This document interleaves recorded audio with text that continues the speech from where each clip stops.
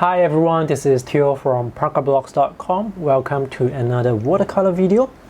Today I want to answer a question that was asked in one of the limited palette mixing videos, and the question was asked by Iris Gross. She asked whether Alizarin Crimson is better than Quinacridone Magenta. So today I'm going to paint some color swatches to show you the differences, but I'm going to give you the quick answer first, and the answer is there is no better color, they are just different. Different artists have different preferences, so a color that I like may not be a color that you like. And also which color is better sometimes depends on the subject that you are painting. For example, if you are painting botanical art, you are painting trees, vegetations, flowers, sometimes those subjects they require very specific colors because you want to get the color right. And in those situations, in those cases, you want to use very specific colors. So one of these colors may look like a certain flower, and one of these is not going to look like that flower. Which is the better color really depends on the context. Sometimes it may even depend on what colors you already have in your palette. For example, one of my favorite colors is French Ultramarine, and during one of my sketching trips I used my favorite color a lot and it ran out of this color. So I had to use the other blue that I have, which is Phthalo Blue, which is a blue that I did not like. But since I was forced to use Phthalo Blue, I really began to understand the characteristics of this color, and I slowly became to grow fond of this color. So now I have two favorite colors, or actually three favorite colors. I have Cerulean Blue, French Ultramarine, and Phthalo Blue. They are all my favorite blues. And neither one is better than the other, they are just different. You can use them to paint the same subject, but it will give you a different look and feel. However, when you look at the subject, you will still know that, hey, it looks blue, but the feeling is going to be different. There are two versions of Alizarin Crimson. There is Permanent Alizarin Crimson. The other one is just called Alizarin Crimson. The correct one to get is Permanent Alizarin Crimson. This version is light fast, so the color will not fade. The other version is fugitive, and the colors will fade if you expose it to light. So let's take a look at the pigment that is in this paint. So this paint is actually a mixture of three pigments. We have PR177, we have PV19, and we have PR149. Usually when I buy paints, I try to buy single pigment paints because they are more predictable. When you have less pigments inside, they do not respond randomly when mixed with other colors. Usually when I buy paints, I buy single pigment paints because they are more predictable. When you have many pigments, sometimes they may react a bit differently with other colors, and you have more variations to worry about and think about. And this is Quinacridone Magenta. The pigment code is PR202. Quinacridone is actually some sort of chemical that is created for industrial paints, so the paints are very light, fast, very vibrant.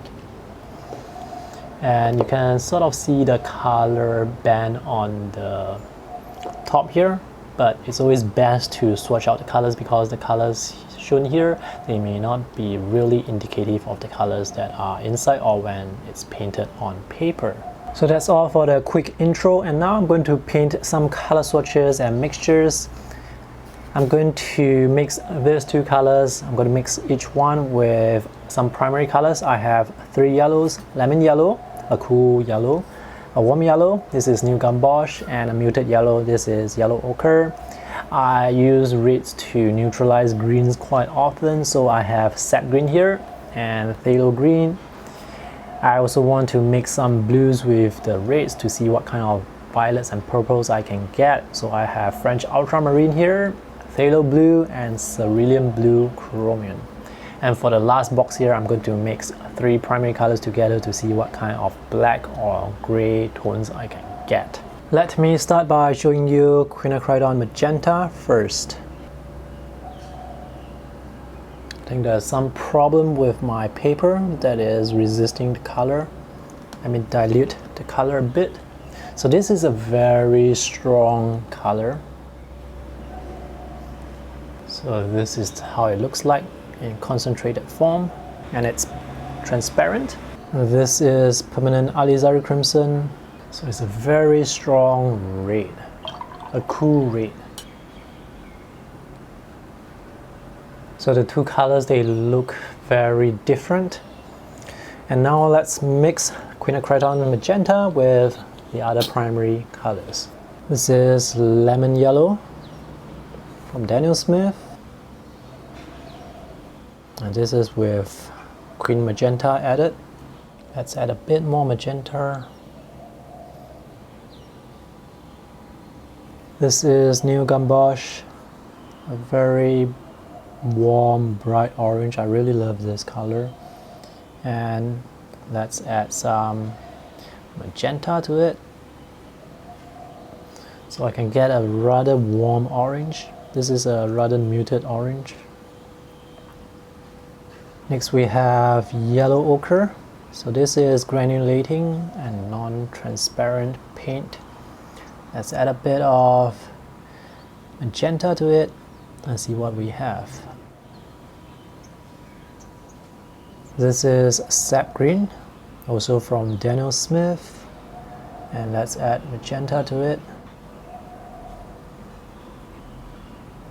So you see, once you add the red to it, it becomes a bit dirty, almost a bit muddy.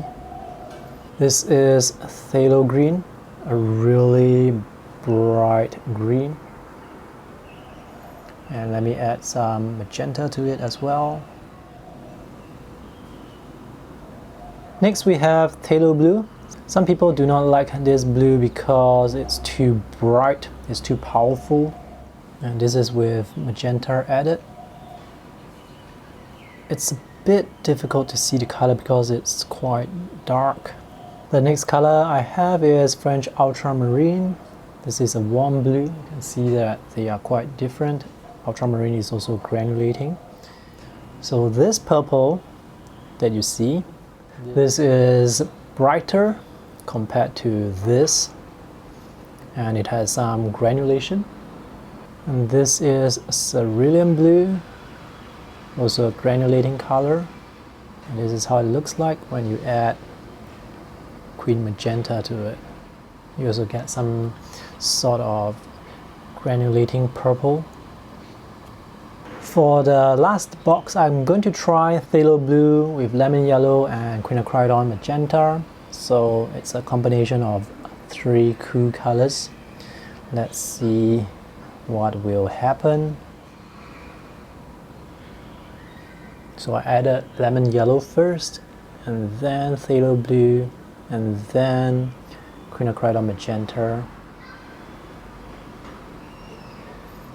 I can get something really dark. I also want to play around with some warm colors, so I'm going to use Ultramarine. I'm going to use New Gamboge and Quinacridone Magenta. This is Ultramarine with New Gamboge. It's a very warm green, and let's add some magenta to it. You can get a brown, but it's starting to become really muddy. This is with more Ultramarine added. And now let's do the same thing with Permanent Alizarin Crimson. I'm just going to fast forward this part because it's the same process. Now that the swatches are dry, let's take a closer look at the mixtures. So on first impression, the differences between the mixtures from Quinacridone Magenta and Permanent Alizarin Crimson, the differences are not that significant. On closer look, I would say that when it comes to mixing orange, the advantage would go to Permanent Alizarin Crimson. And when it comes to mixing purples and violets, the advantage would go to Quinacridone Magenta. And that's because Permanent Alizarin Crimson, among these two colors, this is actually the warmer color, compared to this color, but actually both colors are cool colors.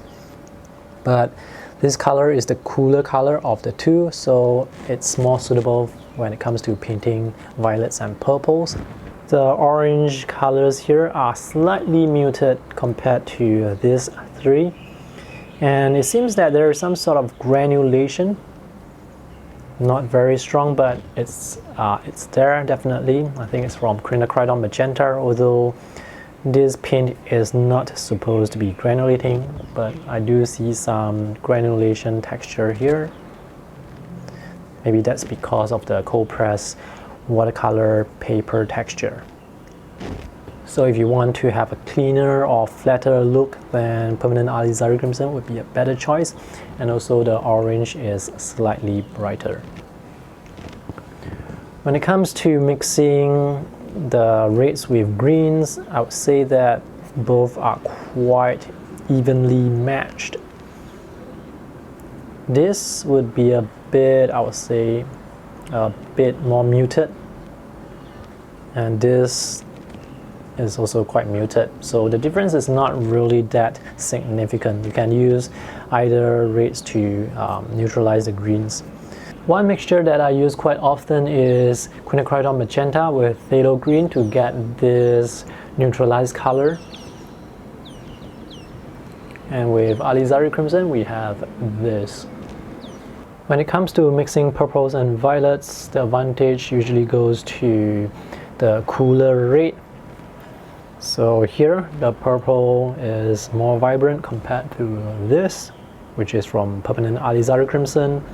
So Quinacridone Magenta can produce some really beautiful purples, and with granulating paints, sometimes when they do not mix completely, you can see individual colors within the mix, and that is really beautiful. With a cool red and a cool blue, this is what you can get. This is Quinacridone Magenta with Ultramarine. So this purple is stronger compared to this, which is mixed with cerulean blue chromium, and this mixture is the one that I use quite often for shadows because it's really beautiful. You can see all the textures from the granulation. You can definitely tell that two colors are used to create this wash, and that makes this wash more interesting compared to flat washes where you cannot tell how many colors are used to create those. And this is cerulean blue with Permanent Alizarin Crimson. The wash here is less vibrant compared to the one with Quinacridone Magenta, but you can still see individual colors showing through. And this is Permanent Alizarin Crimson with French Ultramarine. Again, it's a muted purple. And we have a cool blue, Phthalo Blue with Permanent Alizarin Crimson. You can see that this is even more muted compared to this. This is what you can get when you mix three cool colors together: lemon yellow, Phthalo Blue, and Quinacridone Magenta. So this black, this is quite strong, quite intense, but you can still see the underlying color beneath. So if you want this to be a bit cooler, you can add more Phthalo Blue. And this is mixed with Ultramarine, New Gamboge, which are warmer colors compared to Quinacridone Magenta. So the overall mixture is slightly warmer. You can get a brown as well. If you add more Ultramarine, you can get close to black, which is this area here. And with Permanent Alizarin Crimson, again I use lemon yellow with Phthalo Blue and Alizarin Crimson. This is what I can get. And this is Ultramarine with New Gamboge and Permanent Alizarin Crimson. So the black here is quite interesting. I can see the beautiful red here as compared to Magenta, which is sort of like a brownish burnt sienna look. When mixed with the right colors, you can definitely get something close to black. So which is the better color? Is it Quinacridone Magenta or is it Permanent Alizarin Crimson? As mentioned earlier in the video, it really depends on your personal preference and what colors you already have in your palette, and also what subject matter you are painting. So for me, the cool red in my palette is Quinacridone Magenta, and because I have this color, it's very difficult for me to mix bright orange colors. That's why I have new gumbosh and another warm red in my palette. I like to use this color when mixing with phthalo green and also mixing with the blues, especially cerulean blue chromium, to get the nice beautiful textured purples. After I finish using this tube of Quinacridone Magenta, I'm going to switch to Permanent Alizarin Crimson, and after using this, I'm going to switch to some other colors just to try out. I don't really have any specific preference for colors or any favorite colors that I really love. I actually like all the colors. The last thing I want to mention is both these colors, they have very high tinting strength, which means that you just need a little bit of paint and you can get very strong, very vibrant colors. So a big tube like this, a 15 ml tube like this, can last for quite a long time. I have this tube for about 2 years and I'm only halfway through the tube, mainly because of the high tinting strength, and I do not use cool reds as much as warm reds. So that's all for today's video. I hope this is helpful. If you have any questions, let me know in the comment section below, and if you are using these two colors, I would love to hear your opinions about them as well. Thanks for watching. See you in the next video. Bye.